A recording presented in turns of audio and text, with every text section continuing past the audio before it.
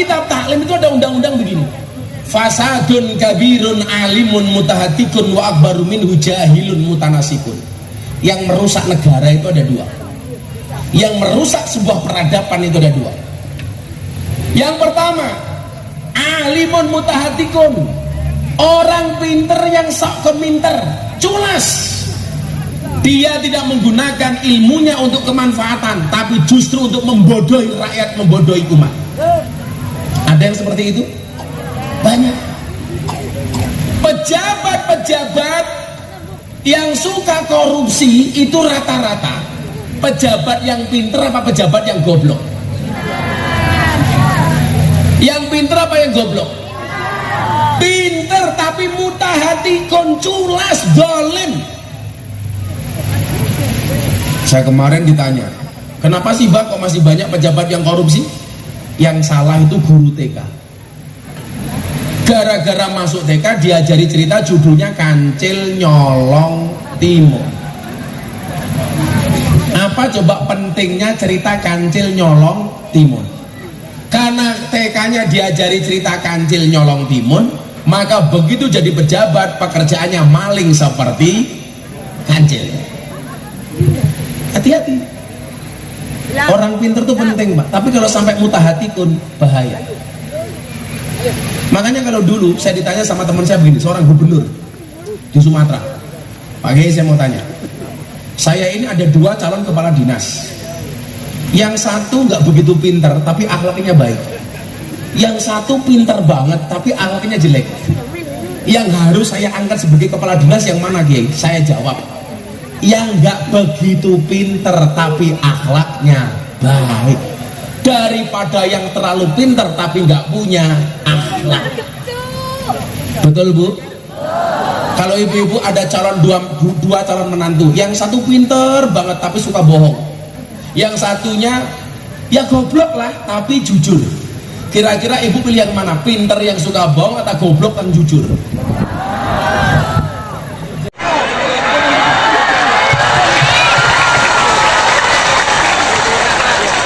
Assalamualaikum warahmatullahi wabarakatuh. Alhamdulillahi rabbil alamin wa kafa. Salatu wassalamu ala sayyidina Muhammadinil Mustafa wa ala alihi wa sahbihi ahli sifati wal wafa. Rabbi shrah li sadri wa yassir li amri wa hlul 'uqdatam min lisani yafqahu qawli. Amma ba'du. Hadratul muhtaramin, para masyayikh, para kiai, alim ulama, tokoh agama, tokoh masyarakat, para sepuh bini sepuh yang saya muliakan, para pejabat yang berkenan hadir, wabil khusus Ibu Bupati beserta jajarannya yang saya hormati, segenap panitia pengajian dalam rangka memperingati Maulid Nabi Muhammad Sallallahu Alaihi Wasallam yang bertempat di desa Pejagan, Penggagan,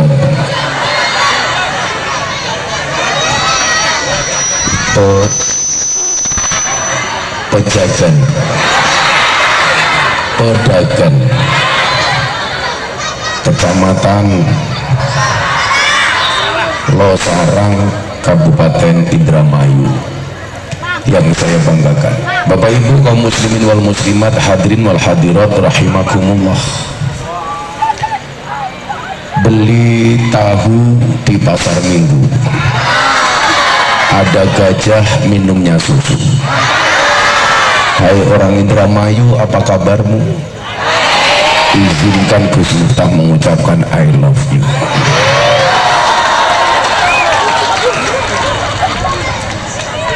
Hidup ini simpel saja, dikasih cobaan ya dicobain, diberi kenikmatan ya dinikmati, diberi ujian ya dijalanin. Karena hidup sukses itu melewati banyak proses, bukan banyak protes. Panitia pengajian itu kalau ngundang saya, tolong dipahami, sebelum saya datang semua sambutan sudah selesai. Jangan bikin acara sendiri. sehingga sampai mau sambutan sepanjang apapun saya nggak urusan, tapi sebelum Gus Miftah datang supaya jamaah tidak terlalu lama menunggu pengajian. Betul? Lagian acara panjang-panjang tuh mau ngapain? Yang suka panjang-panjang itu cuman ibu-ibu saja. Nah, disitulah kemudian saya teringat dengan satu pertanyaan dalam bahasa Arab. Man as'adun nas, siapakah orang yang paling bahagia? Man as'adun nasi, siapakah manusia yang paling bahagia? Jawabannya adalah man as'adan nasa, orang yang membuat orang lain bahagia. Orang yang paling bahagia adalah orang yang bisa membuat orang lain bahagia. Saya itu satu hari bisa hadir 45 pengajian. Panitia yang membahagiakan jamaah itu ternyata satu, yang tidak terlalu banyak acara. Jadi kalau bikin acara yang simpel-simpel saja. Saya pernah hadir satu pengajian dari lurah, camat, bupati, kepala dinas, semuanya sambutan. Ini saya pikir ini mau pengajian apa lomba ceramah. Jadi besok lagi konco-konco Indramayu kalau saya datang tolong nggak usah diselani pakai sambutan yang lain, langsung pengajian. Lagian saya tersinggung, kenapa kiainya keren, kopinya tutupnya pink, kan aku zizi.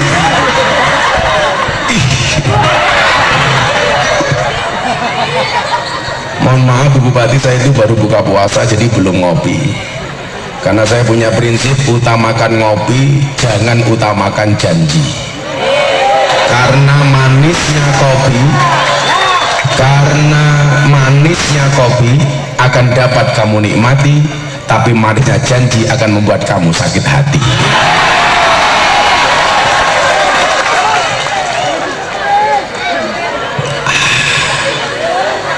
Minum kopi itu kalau enak pasti bilang ah. Itulah perbedaan kopi dengan istri.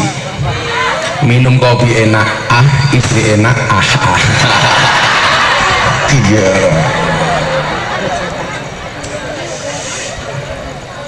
Ada penelitian yang sangat ilmiah, seorang laki-laki yang minum kopi sehari 3 cangkir maka akan kelihatan lebih muda dibandingkan kakeknya.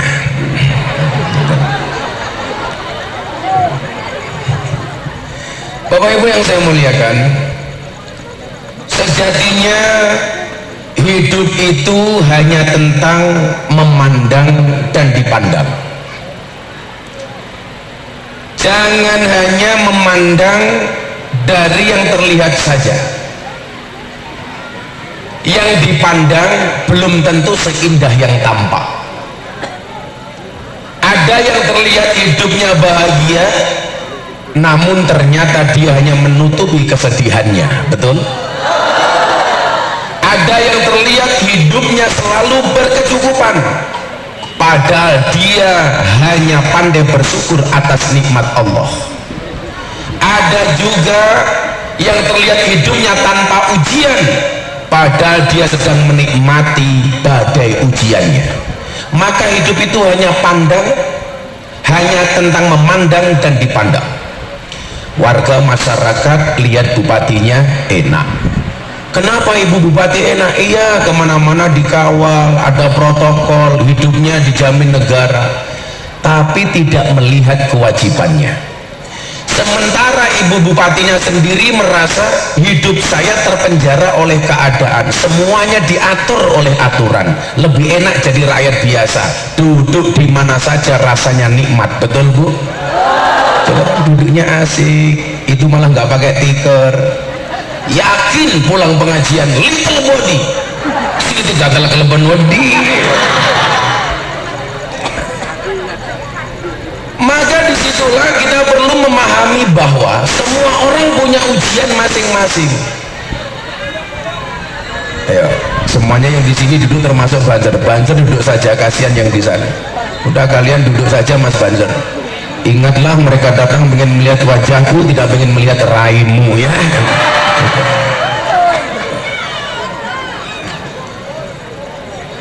Maka orang yang paling beruntung adalah orang yang bisa bahagia dalam keadaan apapun. Jadi pejabat dia bahagia, jadi rakyat dia juga bahagia. Menjadi apa-apa dia bahagia, tidak menjadi apa-apa dia juga bahagia. Ibu, Bu, apakah kebahagiaan itu ditentukan dengan banyaknya harta? Jawabannya tidak. Apakah kebahagiaan itu ditentukan dengan tingginya jabatan? Jawabannya tidak. Bahagia itu kita yang buat, Bu, bukan orang lain. Saya alhamdulillah di negara ini dari presiden sampai rakyat jelata saya kenal semua. Apalagi sekarang Gus Miftah dikenal sebagai AKBP. Aku kiainya Bapak Prabowo. Sorry.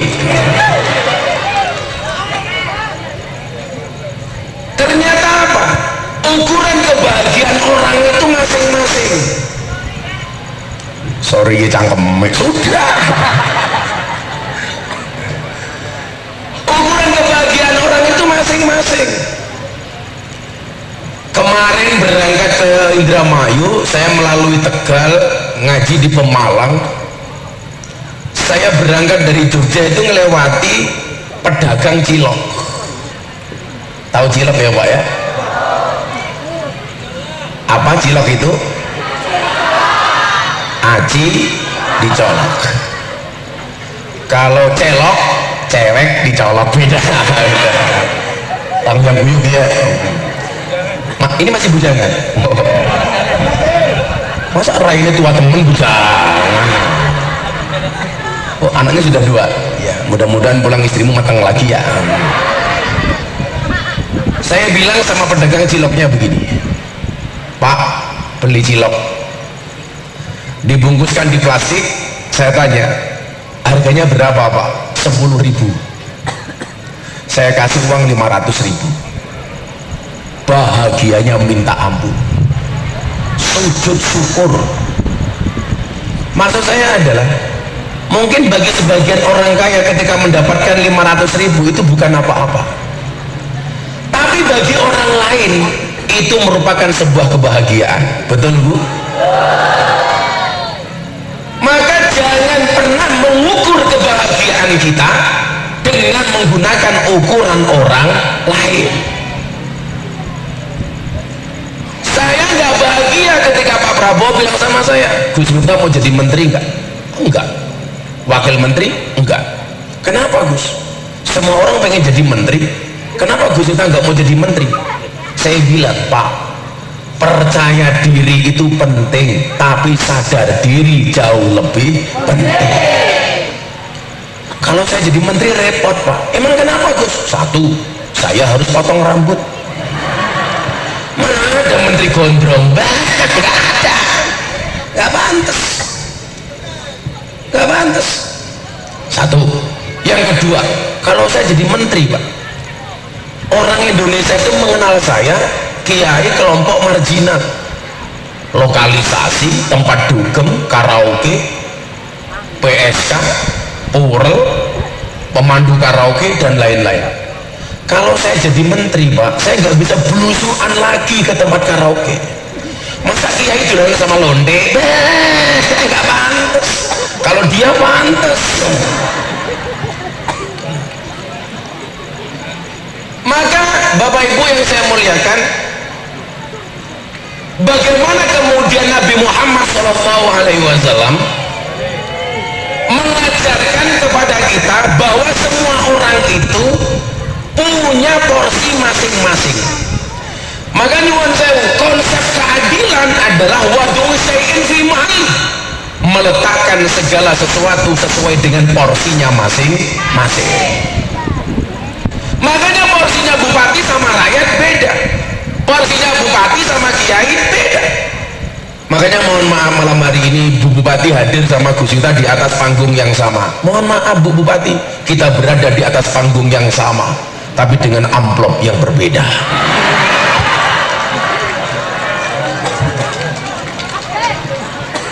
Karena porsinya beda. Wad'u syai'in fi mahalli. Tanggung jawab itu tergantung porsinya. Maka sesuatu akan indah manakala sesuai dengan porsi masing-masing.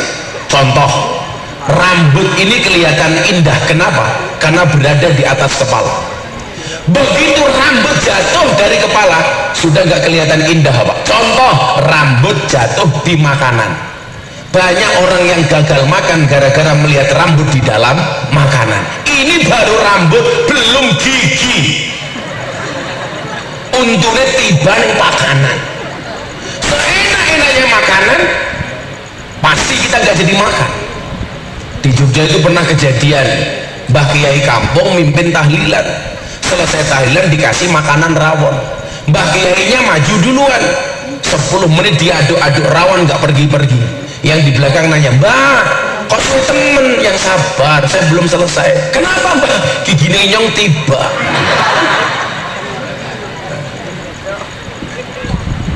Maka keindahan itu sesuai porsi. Makanya kalian anak-anak kecil di depan saya ini mohon maaf, berproseslah sebaik mungkin nih. Hari ini porsimu adalah sebagai penabuh hadroh. Makanya besok kamu harus percaya diri kalau ngelamar cewek, ditanya sama mertuamu, nak pekerjaanmu apa? Kamu jawab penerbang. Pesawat apa? Hadroh Airline. Anak hadroh modalnya cuma sarung, kamu jawab B, jangan lihat sarungnya tapi lihatlah hadrohnya, goblok isinya.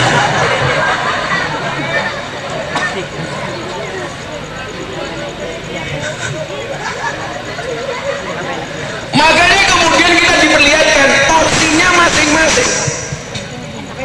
Contoh umpamanya, Nabi itu punya 4 sahabat yang istimewa. Siapa saja mereka Bapak Ibu? 1. Abu Bakar. 2. Sayyidina Umar. Sayyidina Utsman. Sayyidina Ali. Ini punya porsi masing-masing. Kehebatan Nabi Muhammad mendapatkan support sistem dari orang-orang di sekitarnya sesuai dengan porsinya masing-masing. Soal kebijakan ada di Abu Bakar, soal di keberanian ada di Umar, soal kekayaan ada di Utsman, soal kecerdasan dan ilmu pengetahuan ada di Sayyidina Ali. Ini menunjukkan apa? Superioritas Kanjeng Nabi didukung dengan super tim yang baik. Makanya kalau Indramayu ini pengen maju harus ada super tim. Saya selalu bilang, sehebat-hebatnya Superman kalah sama super tim. Lagian Superman itu goblok. Apa bentuk gobloknya? Badannya besar tapi bajunya es.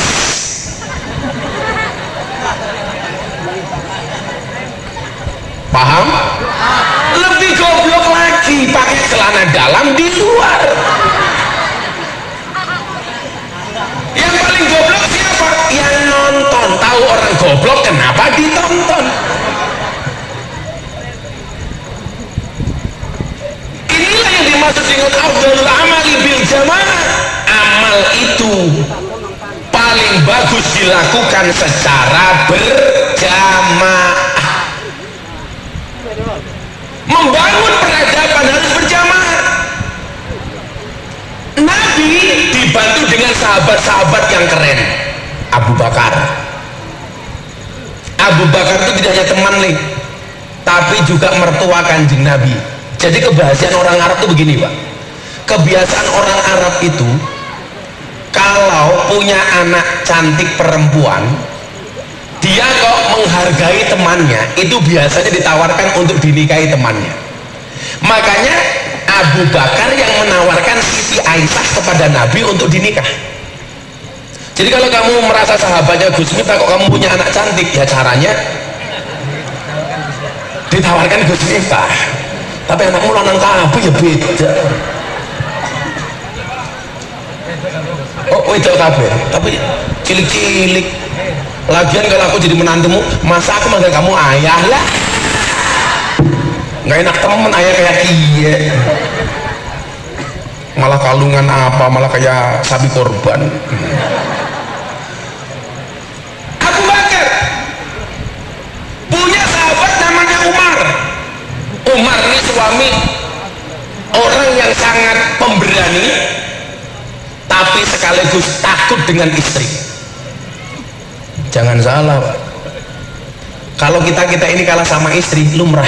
Umar setan jin demit takut sama istri, tetap takut Pak, takut Pak. Tapi para suami kalian santai, tak kasih tahu, Anda punya istri manut, Anda berpotensi menjadi raja. Anda punya istri galak, Anda berpotensi menjadi wali. Kalau Anda punya istri kadang-kadang marah, kadang-kadang galak, insya Allah raja wali.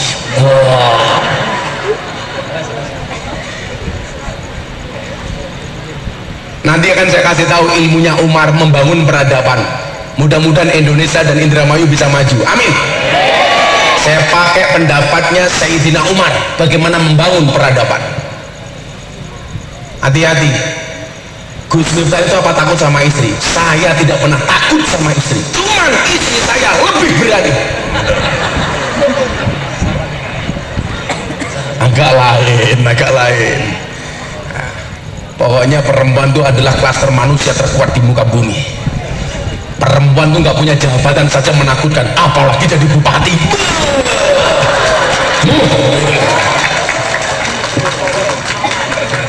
Laki-laki itu menang sama istri cuma sekali tok. Kapan? Lebaran hari pertama di pagi hari. Saat itu perempuan baru tunduk sama suami. Siang dikit wani mani. Makanya kalau pagi-pagi itu istri sungkeman Pak, itu satu momentum yang sangat saya nikmati. Abah saya minta maaf ya, modar ya. Karena siang dikit Pak, kita dijajah lagi Pak. Ciri-ciri perempuan yang suka menjajah suami, ciri-cirinya adalah jilbabnya coklat.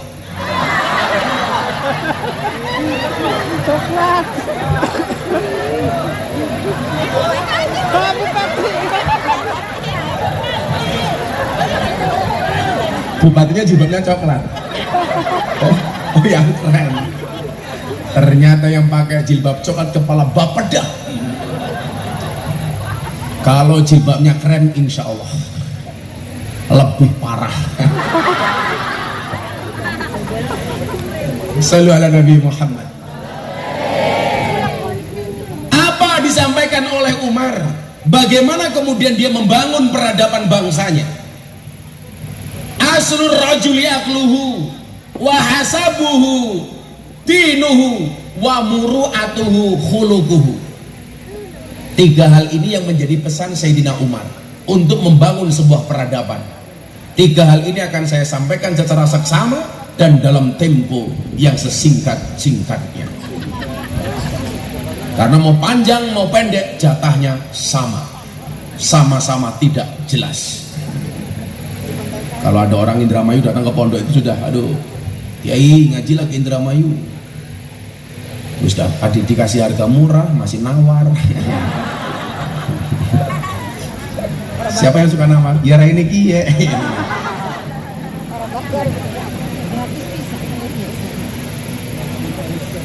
Aslur rajuli akluhu. Pangkal keutamaan seseorang itu adalah akalnya. Ini berbicara tentang pendidikan. Sebuah daerah pengen maju, hal pertama yang perlu diperhatikan adalah pendidikannya. Itulah kenapa APBN memberikan porsi yang paling besar terhadap Kementerian Pendidikan. Kayak kamu mana cangkeme iki nutupi sama maju-maju.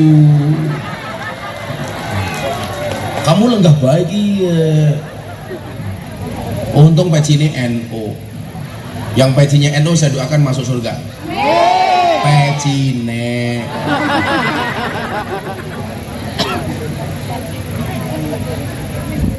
Asrul rajuli akluhu. seseorang itu adalah akalnya. Akal itu terkait dengan pendidikan. Dalam Hasanah Nahdlatul Ulama ada bahasa demikian, al ilmu la yudrakuhu illa bitta'allum wal barakatu la tudrikuhu illa bil khidmah. Ilmu itu tidak akan pernah kamu dapatkan kecuali dengan belajar, barokah tidak akan pernah kamu dapatkan kecuali dengan pengabdian. Pengen pinter, belajar. Pengen pinter, ngaji. Artinya apa? Di Indramayu nggak ada lagi anak yang putus sekolah. Setuju? Itu ngapa maning? Ini pengajiannya asik temen ya. Kayaknya lebih semangat ngaji, truknya lewat. Ini pengajian paling horor sedunia.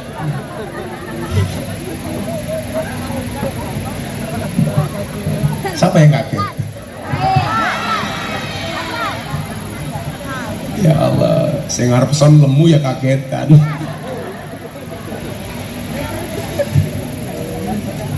Pendidikan ini mendapatkan porsi yang besar. Makanya coba Bu Bupati lihat, APBN itu digunakan paling banyak oleh Kementerian Pendidikan. Porsinya paling besar, Pak. Karena negara ini paham, kalau negara ini pengen maju, ya warga masyarakatnya, rakyatnya harus berpendidikan. Makanya saya itu nggak putus kuliah. Saya dulu putus kuliah, hampir skripsi, karena saya nggak seneng dengan dekannya. Bukan nggak seneng, saya nggak disenangi sama dekannya. Saya tinggalkan bangku kuliah. Saya waktu itu cuma bilang, saya akan buktikan saya bisa sukses walaupun saya nggak punya ijazah sarjana. Akhirnya saya tinggalkan bangku kuliah, padahal tinggal skripsi tok. Waktu itu saya harusnya mendapatkan gelar SAG, sarjana agak gimana. Ternyata benar, tanpa ijazah S1 saya sukses. Begitu saya sukses, saya malu ketika pengajian di Malang. Anak kecil seperti ini maju ke panggung. Nah, kamu kalau besar pengen jadi apa? Saya pengen besar seperti Gus Miftah. Kenapa, nak? Nggak lulus kuliah saja bisa sukses. Saya malu, Pak. Akhirnya waktu itu saya putuskan saya kembali melanjutkan pendidikan saya. Alhamdulillah saya dapat gelar S1. Gelar saya SPD, sarjana penuh dosa. Sarjana pendidikan. Akhirnya apa?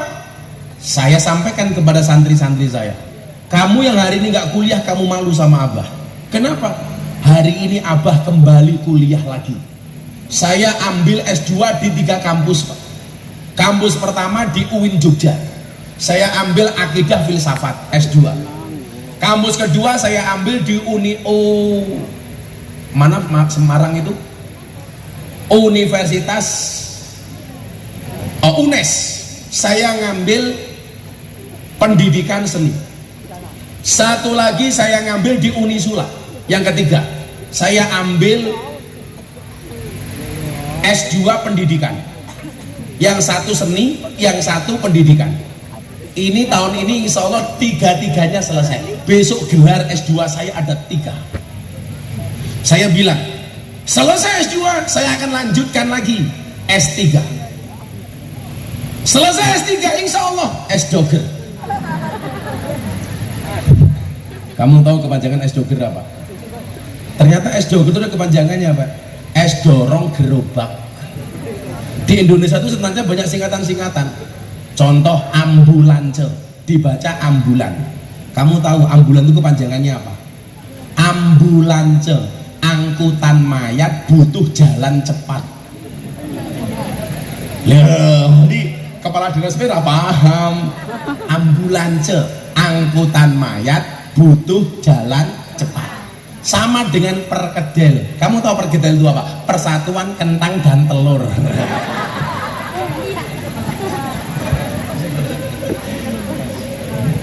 Kok kamu kamu bilang pas, ya emang bener kok, pas gimana itu.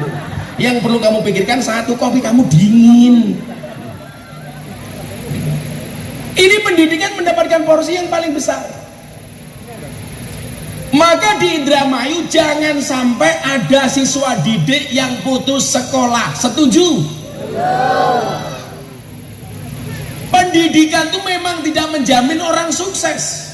Tetapi dengan pendidikan berarti kamu menempuh jalan proses untuk menjadi orang sukses.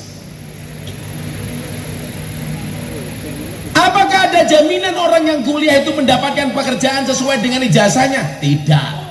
Siapa yang bisa menjamin? Teman saya kuliahnya di teknologi nuklir UGM. Pekerjaannya apa? Tukang gawe mercon. Nuklir.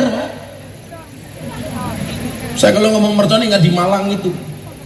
Rumahnya meledak, akhirnya badannya hancur. Kepalanya di atas, kakinya di bawah. Gara-gara mercon.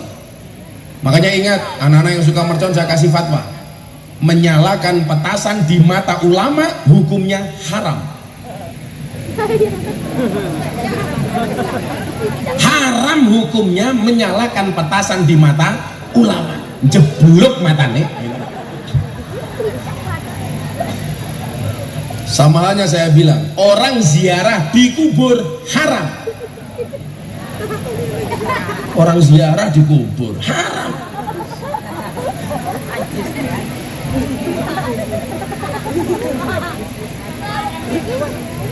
Mendoakan orang mati haram. Matio itu haram. Senang. Sealim apapun orang, sehebat apapun orang, haram hukumnya menjadi imam saat main sepak bola. Nunggu selesai dulu Pak, baru jadikan imam. Maksud saya begini, dalam kitab taklim itu ada undang-undang begini, fasadun kabirun alimun mutahatikun wa akbaru minhu jahilun mutanasikun. Yang merusak negara itu ada dua, yang merusak sebuah peradaban itu ada dua. Yang pertama, alimun mutahatikun, orang pinter yang sok keminter, culas.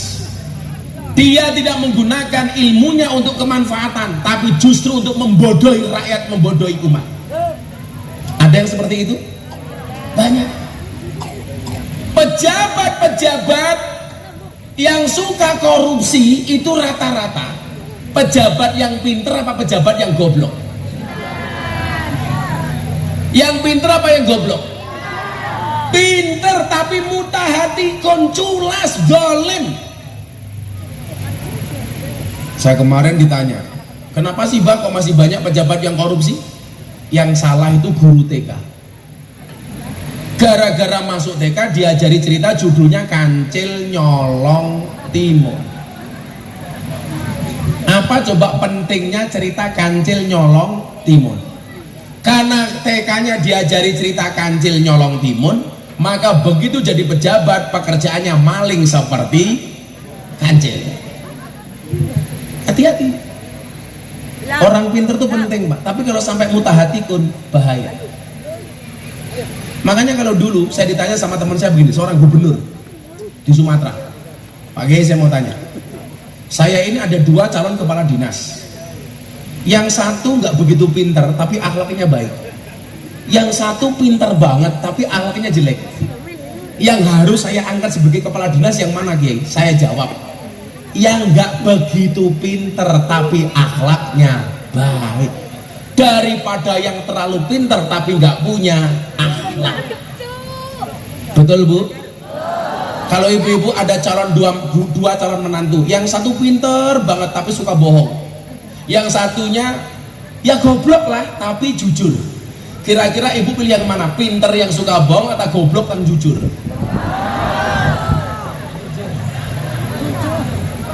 Atau sekarang begini aja pertanyaan saya lebih mudah lagi, ibu, Anda pilih suami yang model apa? Kaya tapi pelit atau miskin tapi dermawan?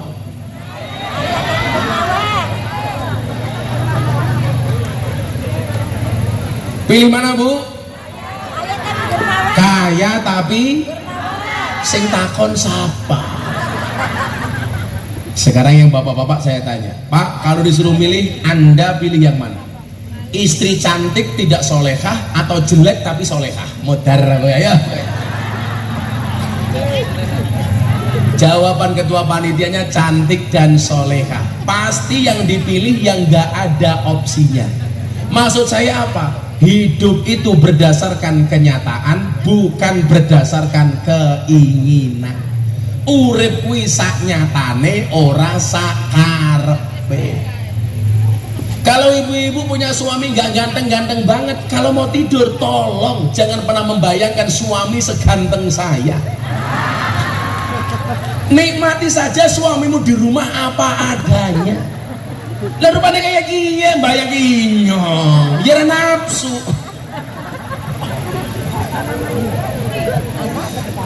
Karena saya dulu ditanya Bu sama kiai saya, Miftah kamu pilih mana? Istri cantik tidak solehah apa jelek tapi solehah? Saya jawab, cantik walaupun tidak solehah kiai. Kiai saya marah. Kenapa kamu melihat cantiknya tidak melihat solehahnya? Mohon maaf kiai, ar-rijalu qawwamuna 'alan nisa. Laki-laki itu imamnya perempuan. Kalau istri saya sudah cantik belum solehah, kewajiban saya sebagai imam menjadikan istri saya solehah. Betul? Tapi kalau istri saya solehah tapi jelek wajahnya, mohon maaf ya, menjadikan cantik mahal harganya.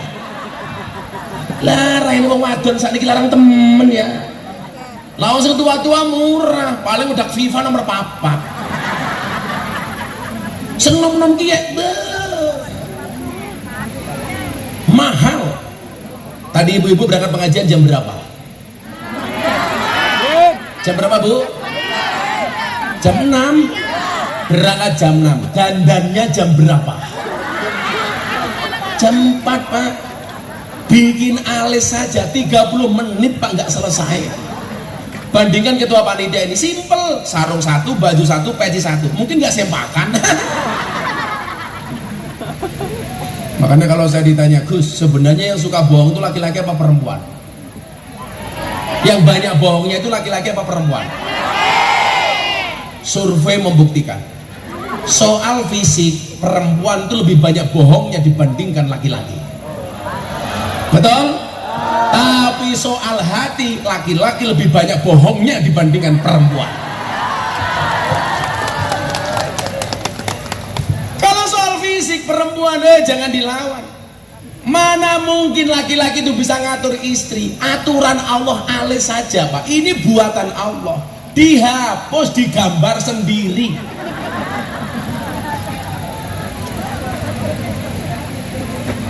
Saya punya teman Madura Ustadz, istrinya ya Allah alisnya kayak celurit Bu.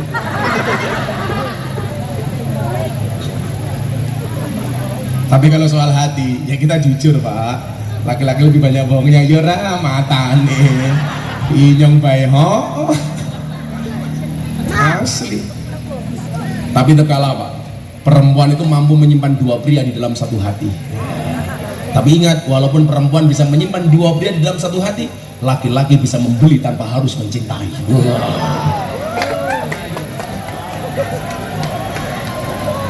Karena istri itu Pak, kalau suami terlalu jujur malah nggak seneng.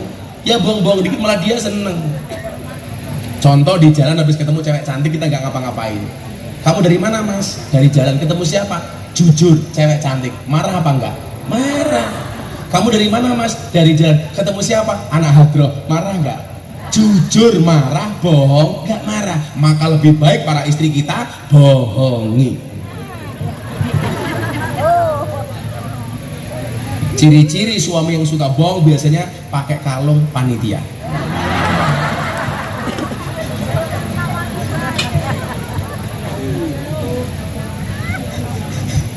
Ini sih nganggo panitia ya lemune kayak gini. Aku jangan gede-gede perutnya. Survei di rumah sakit membuktikan laki-laki yang perutnya besar biasanya burungnya kecil. Nah,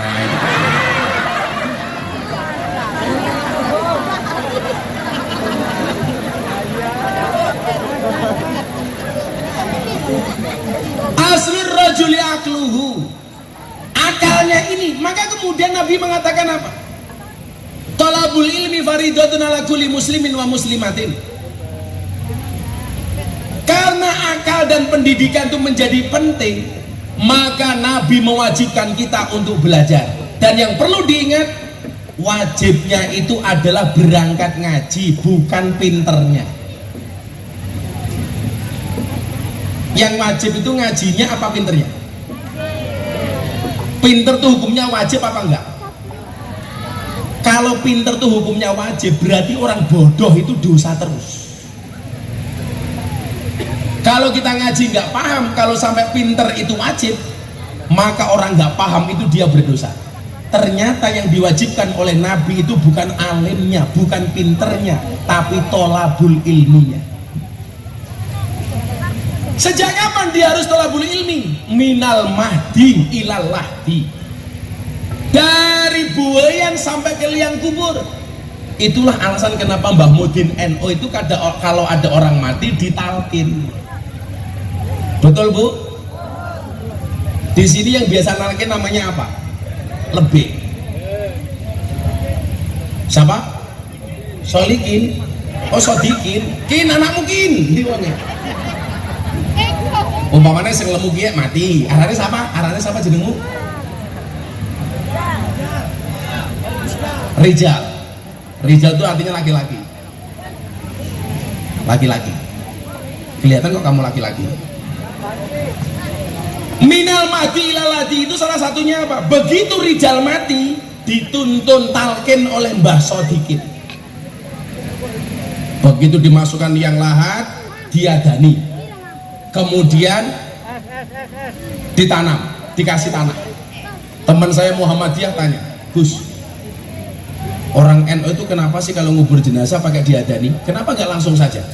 Nanti kalau jenazahnya bangun bagaimana? Saya jawab, kamu itu lucu. Jenazah mati diadani kok bangun? Orang Indramayu denger adzan subuh nggak bangun. Talqinnya itu bagaimana? Begitu dia mati, ya Rijal. Umpamanya si mati almarhum Rijal, mesti abot temen dia. Yen nono malaikat loro teko marang sliramu, takon marang sliramu, ya Rijal man robbuka, sopo pangeranmu? Jawaban Allahu Rabbi. Wa man nabiyuka, sopo nabimu? Jawaban Muhammad Nabi. Itu adalah pertanda bahwa ketika orang berada di liang lahat masih punya kewajiban untuk menuntut ilmu. Makanya Nuaiman ketika mati, yang berkenan menguburkan Nuaiman sahabatnya Nabi siapa? Nabi sendiri Pak.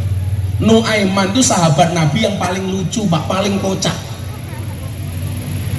Tapi dia sukanya minum alkohol. Minum alkoholnya itu selalu di sampingnya Nabi. Tujuannya satu, supaya langsung dihukum sama Nabi. Jadi begitu dia minum langsung dipukul sama Nabi. Ini orang yang paling pintar membuat seneng Kanjeng Nabi. Satu ketika Kanjeng Nabi sakit, Nuaiman tahu Nabi itu sukanya kambing, daging kambing. Nuaiman pergi ke pasar beli 2 kambing. Ketemu penjual kambing, Nuaiman bilang, kambingmu saya beli. Ketika dimintain uang, uangnya mana Nuaiman? Benar kambing yang beli saya, tapi yang nanti yang bayar Kanjeng Nabi. Akhirnya kambing ini dibawa ke rumahnya Nabi. Diketuklah pintu rumah Nabi. Ya Rasulullah, saya datang membawa hadiah dari Nuaiman. Begitu dibuka, ada kambing 2. Menerima hadiah kambing dari Nuaiman, Nabi langsung hilang sedihnya Pak. Dia langsung tersenyum. Begitu kambing diberi, penjualnya nggak pergi-pergi. Kanjeng Nabi nanya, kenapa kamu nggak pergi? Mohon maaf Nabi, kambing ini memang hadiah dari Nuaiman, tapi kata Nuaiman yang bayar Nabi sendiri. Apakah Nabi marah? Enggak Pak, dia tersenyum dengan kelakuan si Nuaiman. Ada lagi Pak, pagi-pagi Nuaiman bawa penjual makanan. Kata ya makanannya kayak gini lah, jelek kayak gini lah. Isinya apa ya? Masa kayak suguhannya ya Allah, roti 500, martabak segini berapa? 500. Kalau ini kacang ya sisa lebaran. Aduh jatuh. Jadi kalau ada martabak seperti ini, cabenya kecil, saya ingat kamu sama istrimu, kan istrimu kecil toh. Kalau malam Jumat ada cabai di atas martabak. Si Rijal ini loh, bentuknya lucu. Semoga Rijal panjang umur, amin. Orang sedunia mati, Rijal hidup sendiri, amin. Pagi-pagi Jal, Nabi itu datangi sama Nuaiman bawa penjual makanan, makan bareng. Begitu makan bareng, selesai, Nuaiman pergi. Dipanggil sama Nabi, Pak. Nuaiman, kok kamu pergi? Kan makanannya belum kamu bayar. Apa jawaban Nuaiman? Ya masa hamba kok bayarin Nabi, kan gak pantas. Sama halnya lah Rijal makan sama Bu Bupati, masa sing bayarin Rijal, kan gak pantas. Kan potongan kayak kiaran duit. Wong raine baik kayak kota infak. Wah. Maka potongnya bentuknya kayak celengan. Apakah Nabi marah? Enggak, Pak. Makanya kita hidup itu jangan terlalu serius.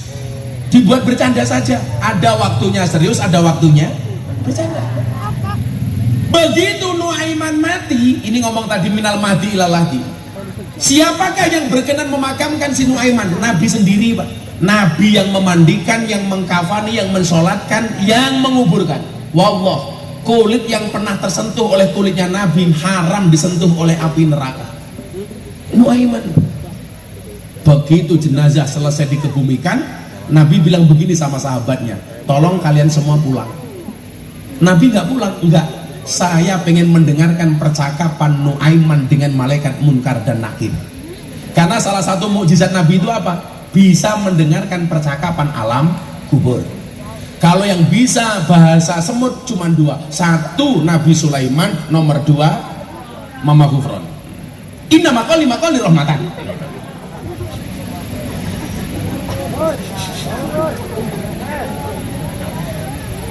Begitu Munkar Nakir datang, dua sosok malaikat yang sangat menakutkan. Kalimat pertama dari Munkar Nakir kepada Nuaiman apa, Pak? Assalamualaikum ya ahlal jannah. Masya Allah. Keselamatan atasmu wahai calon penghuni surga. Mudah-mudahan semua yang hadir besok di alam kubur, Munkar Nakir datang dengan kalimat yang sama. Assalamualaikum ya ahlal jannah. Amin. Saya doakan ketua panitianya masuk surga pertama kali. Amin. Berangkat setelah pengajian. Amin.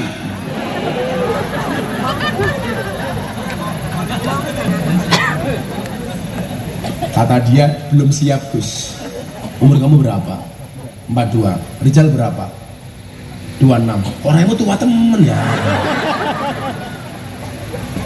Santai aja. Rijal 26. Pak siapa namanya? Jaharudin 42.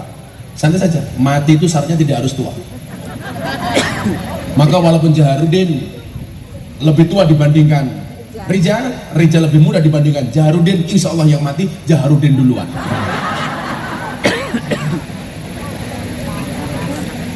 Assalamualaikum ya alal kubur, ya assalamualaikum ya alal jannah, bukannya alal kubur. Keselamatan bagimu wahai calon penghuni surga. Nuaiman mulai diinterogasi, Nabi mendengarkan di atas kuburan. Ya Nuaiman, man robbuka, sopo pangeranmu? Dijawab sama Nuaiman, Allahu Rabbi. Yang kedua, ya Nuaiman, man nabiyuka, siapa nabimu? Dijawab sama Nuaiman. Pertanyaannya nggak salah. Nuaiman merasa apa? Wong tiap hari saya itu sama Nabi, kok masih ditanya nabimu sopo? Kan lucu. Nabi mulai mendengarkan dengan agak tersenyum. Malaikat kembali bertanya yang kedua kalinya. Malaikat itu kan SOP Pak, sesuai dengan standar operasionalnya.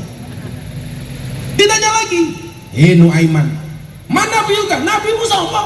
Dijawab lagi sama Nuaiman, malaikat, pertanyaanmu gak salah. Malaikat kembali bertanya yang ketiga kalinya, ya Nuaiman, mana nabiuka? Nabimu siapa? Dengan suara yang semakin tinggi. Apa jawaban Nuaiman? Malaikat, aja banter-banter. Itu loh orangnya di atas kuburan. Ini menunjukkan apa? Bahwa orang belajar itu sampai ilalahdi, minal madi, dari ketika digendong oleh ibunya sampai mati. Makanya Nabi mengatakan Tolabul ilmi faridoh. Kembali kepada aslur rajuli akluhu, kepada masalah pendidikan. Tolong Bu Bupati, pendidikan diniyah diperhatikan. Setuju? Lebih diperhatikan, baik madrasah diniyah maupun TPA TPQ. Kita itu kadang-kadang mohon maaf agak diskriminasi dengan pendidikan diniyah. Sekolah dapat bos, guru-gurunya dapat tunjangan, sementara guru diniyah kadang-kadang kasihan. Termasuk lebih itu siapa? Mbah Moden yang ngurusi orang mati. Tolong diperhatikan, itu orang penting. Polisi itu penting, tentara itu penting, bupati penting, lebih nggak kalah penting. Buktinya apa? Polisi mati sing bungkus apa? Lebih. Bupati mati sing bungkus apa? Lebih. Rijal mati sing bungkus siapa? Lebih. Lebih mati bungkus dewek.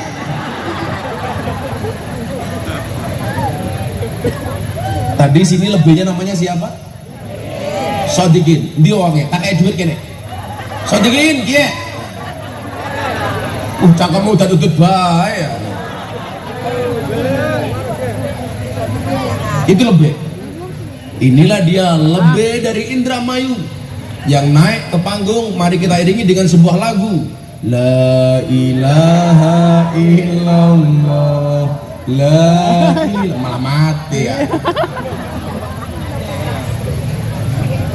Di dompet inyong.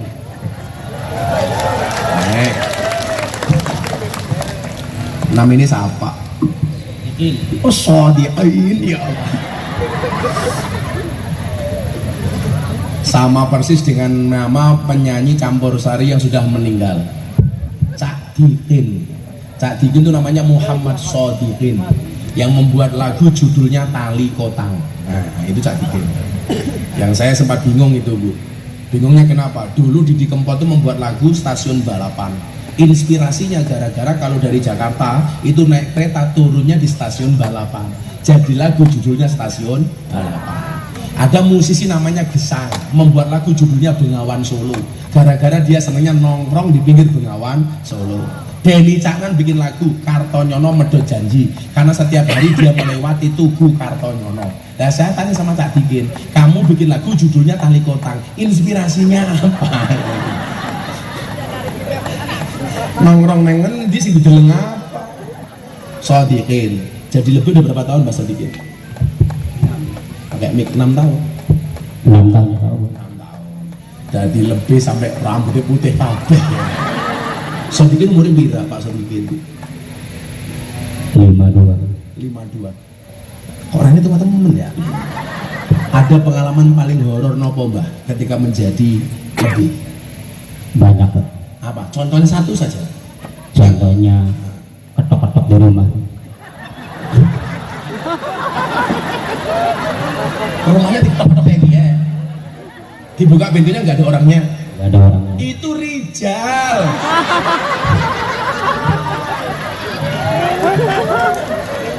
Anak maning. Banyak Pak. Apa? Kadang-kadang di rumah saya belum datang tahlil, kadang-kadang istri saya suka kelihatan saya. Hati-hati bojo diri kan dikeloni. Jujur Mbak Mudin, Mbak Lebih, kalau ada orang mati kan biasanya sampai disangoni. Jujur, aku lebih sini pira. Jujur baik. Aduh, geser temen jengan ah. Perlu jujur Pak. Jujur saja, biar Bu Bupati tahu. Koro-koro aja. Iya, Aja. mayoritas itu Pak. Jangan. Iya, kadang-kadang orang kaya 100 Pak. Orang kaya 100. 100. Oh, orang kaya ini bajingan. Orang kaya. Kalau yang kaya 100, yang miskin berapa Mbak Lebih? Ya 20, 50 kadang-kadang. Kasihan sekali kamu, Bil. Kamu pilih tak kasih dolar apa tak kasih rupiah? Masa tahu dong. Mbak Modin dolar. Mbak Lebih Sodikin pernah dikasih amplop sama keluarga almarhum. Tak pikir langsung pulang. Ternyata pamit masuk ke toilet. Izin mau ke toilet dulu. Saya pikir kebetulan ngising, ternyata orang ngintip di sini amplop. Isinya pira ya? Sabar ya Mbak Sodikin, tak kasih 500.000.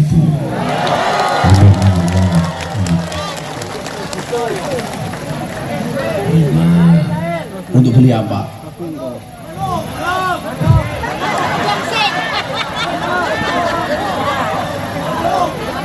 Apa? Manuk. Mbak Sodikin senengannya manuk.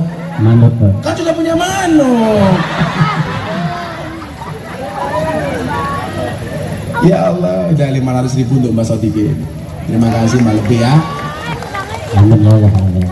Nah, saya doakan, saya doakan apa? Siap Pak. Doakan apa malah siap? Semoga bagus, panjang umurnya, sehat badannya, Amin. sejahtera, sehat, Apa nih? panjang umurnya, sehat. Balik maning. Moga-moga bagus, karirnya bertambah dan bertambah juga bertambah, sekali lagi bertambah kok. Tambah apaan nih? Tambah ilmunya dan tambah umurnya semuanya. Amin. Amin. Istrinya? Kan di Indramayu katanya banyak RCTI. Randa cilik turunan Indramayu. Iya. Betul, betul. Makasih Mbak Mutin ya, Mbak Lebih ya. Ya Allah, ngimpi apa 500.000. Ya saya tak minum degan dulu. Apa nih? Ini bayi 500.000.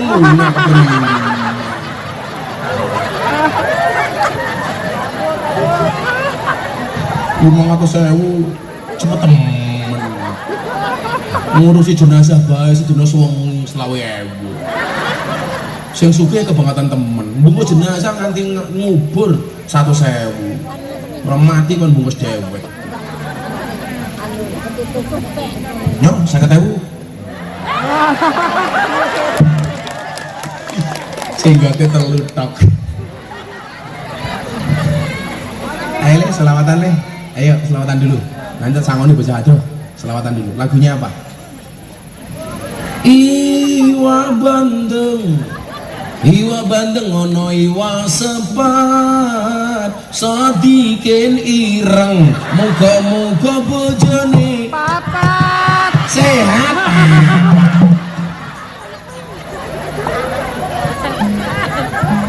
Lagunya apa? Emang vokalisnya Rijal? Nggak meyakinkan kamu? Loh. Masa vokalis wajahnya kayak Gubolo? Apa lagunya, Le? Apa lagunya apa? Malah bingung. Apa? Malah tali kotang apa ya? Soundnya dihidupkan soundnya. Sound vokal.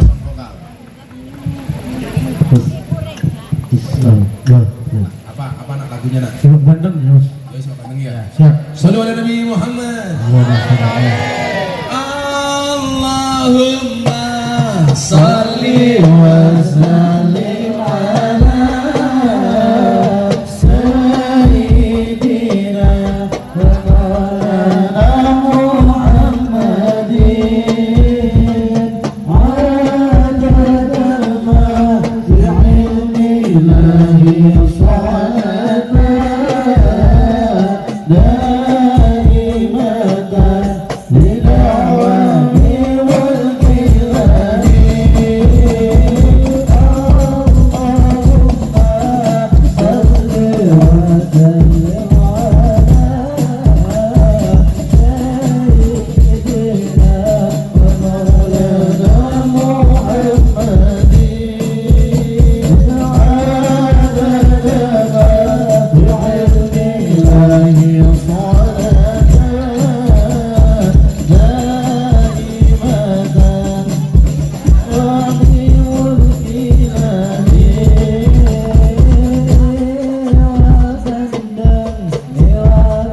Allahumma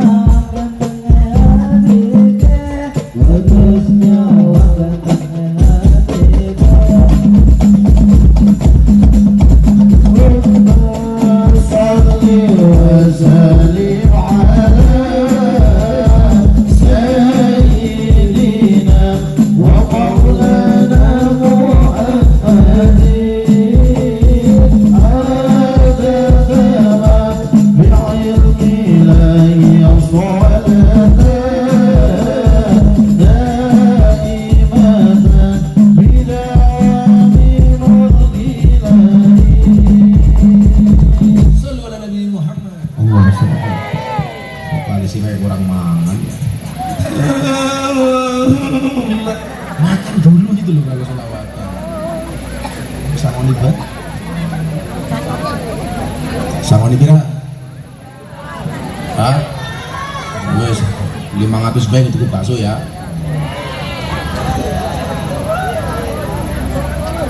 Nah, vokalisnya sini. Kalau dikasih uang ditabung apa dicelengi? Ditabung. Makanya ada istilah bayi tabung, nggak ada bayi celeng ya. Ya Allah. Yo, kerja, pagi segini mau jarpin. Cekel, dia jemaat. Kamu simpen di dompet kamu, jangan kamu belikan apa-apa. Insya Allah sampai kamu mati masih punya uang. Jemaat ya. Kalau sudah jam 10, saya masih ada jadwal satu lagi. Saya udah 2 malam di Indramayu ya. Kalau tadi malam di mana itu Pak? Karangambek. Masa yang saya keluar mobil dada-dada di TikTok viral teman. Gus Miftah calon gubernur Jawa Barat, matane apa ya? Inyong jadi gubernur Jawa Barat yang seneng ya lebih mangata saya maning. Ben guyu bae. Sadiqain. Aslur rajul yaqluhu. Pangkal keutamaan seseorang adalah akalnya. Saya doakan semua warga masyarakat Indramayu tidak ada yang putus sekolah. Amin. Wasabudinuhu, kemuliaannya adalah agamanya. Saya itu bersyukurlah kalau Jawa Barat itu insya Allah keagamaan dan kebudayaannya terjaga. Amin. Tapi ingat, agama apapun itu berada di atas budaya. Bahasa yang tepat adalah membudayakan agama, bukan mengagamakan budaya. Karena tingkatan agama itu di atas budaya. Kalau orang Indramayu agamanya baik, denger adzan langsung berangkat, jangan kayak Rijal, krungu adzan malah susah. Allahu Akbar, malah jawab adzan maning. Ya selesai. Sholatu khairum minan naum, malah dijawab entek salat entek naun-naun. Wahasabu gitu yo Rijal 1.000 jajal jimat jal ini yo Allah gede nih ya Allah. Si aja jajal ya. Ya Allah sawak bokong kabeh. Makasih ya insyaallah. Ih pendile cilik. Wa hasabu dinuhu, kemuliaannya adalah agamanya. Maka bisa dilihat kebaikan sebuah daerah itu bisa dilihat dari masjidnya. Apakah masjidnya bisa lebih ramai dibandingkan tempat hiburannya? Apakah pengajiannya jauh lebih menarik dibandingkan acara-acara yang lainnya? Wa hasabu dinuhu, berlomba-lomba ke masjid. Makanya Nabi Muhammad saking cintanya dengan masjid, rumahnya di dalam masjid, sekarang makamnya di dalam masjid. Saya doakan yang belum haji segera berhaji. Saya kemarin terakhir haji, semua orang Indramayu saya doakan semoga segera dipanggil oleh Allah untuk ziarah Makkah Madinah. Kan durung rampung cakaminyo kesusubay. Orang Indramayu itu banyak yang top. Irwasum Mabes Polri itu orang Indramayu itu, Pak Doviri itu. Komjen Ahmad Doviri itu orang Indramayu. Wa murwatu khuluquhu, dan kepribadiannya adalah akhlaknya. Nabi Muhammad itu dicintai oleh manusia selama-lamanya. Kenapa? Karena kebaikan akhlaknya. Maka Bapak Ibu yang saya muliakan, tolong jaga 3 hal sebagaimana pesannya Umar bin Khattab. Jagalah akalmu, jagalah agamamu, dan jagalah akhlakmu. Ada akhlak pimpinan kepada rakyatnya, ada akhlak rakyat kepada pimpinannya. Rakyat itu tidak hanya wewenang untuk memilih, tapi juga harus mempunyai wewenang untuk mengawasi. Jangan sampai kamu punya pemimpin tapi nggak berani ngawasi. Makanya ketika Pak Prabowo tanya sama saya, kalau Gus Miftah nggak mau jadi pejabat, nggak mau jadi menteri, maunya gimana? Mau saya cuma satu, Pak. Saya memastikan program-programnya Pak Prabowo dijalankan dengan baik untuk rakyat. Saya pengen mengawal program-programnya Bapak, janji-janji kampanye Bapak. Tidak semuanya harus menjadi pejabat, tapi saya punya prinsip wani milih wani nagih. Betul? Contoh umpamanya besok di Indramayu program makan siang gratis, akan kita lihat apakah program ini bisa berjalan dengan benar. Saya mencintai Pak Prabowo, saya bilang, makanya saya tidak mau programnya Pak Prabowo ada yang gagal. Makanya Pak Prabowo menang karena programnya pas. Makan siang gratis, minum susu gratis. Makan siang gratis disukai oleh anak-anak, susu gratis disukai oleh Sodiqin. Ya gue baik, 500.000. Sudah jam 12. Saya harus segera meninggalkan tempat ini. Saya itu juga pengen pulang terus, karena saya harus persiapan besok tanggal 19 Pak Presiden Jokowi datang ke pondok saya dalam rangka hari ulang tahun Pondok Pesantren Ora Aji tanggal 19. Tanggal 21 pagi Pak Prabowo ketemu dengan para masyayikh insya Allah di pondok saya. Malamnya Mas Gibran dengan Kapolri dan Panglima TNI. Tanggal 22-nya masih ada acara. Makanya ini otak saya masih di rumah, terus ada persiapan-persiapan.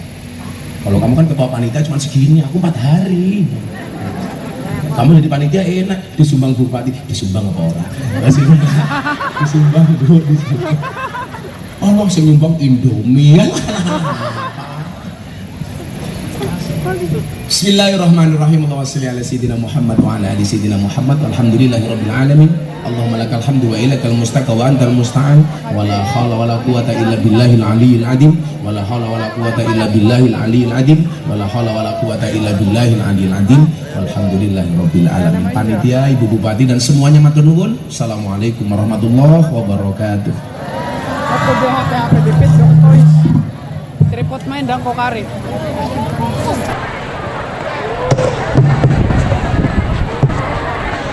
Terima kasih atas pemberian dari acara yang disampaikan bagi